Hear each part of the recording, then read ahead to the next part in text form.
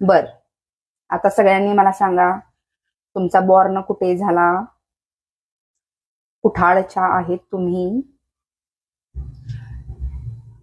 तो काय प्रश्न विचारणार नाही लेफ्ट कोण झालं, पण तुम्हाला समजलंच असेल मला काय म्हणायचंय.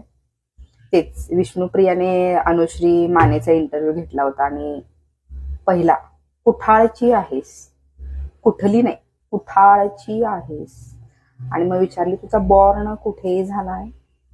त्यावरती म्हणते माझे पप्पा जेव्हा लेफ्ट झाले. बर, म्हणजे का, कशासाठी? तुम्हाला कोण जबरदस्ती केलीये का? इंग्लिश इथं वापर, मग नको तिथं कशाला, नको तिथं इंग्लिश वापरून काय झेंडा लावायचाय का? शुद्ध मराठी बोला ना. एकटीला जर ती इंटरव्ह्यू घेणारीला तर कुठाळ म्हणे, अरे देवा, कुठाळ का कुठली म्हणा किंवा कुठून म्हणा. कुठाळ हा कुठला शब्द मला तर मी तर त्या दिवशी पहिल्यांदाच ऐकला. म्हणजे का उगाच नको तिथं तुम्ही इंग्लिश वापरताय आणि तुमचीच काढून घेताय? कशाला पाहिजेत त्या गोष्टी तुम्हाला? म्हणजे कशाला? एकतर पूर्णच इंग्लिश बोला, पूर्ण इंग्लिशमध्येच इंटरव्ह्यू घ्या ना, एवढी तुम्हाला आहे तर. खाज. बाय.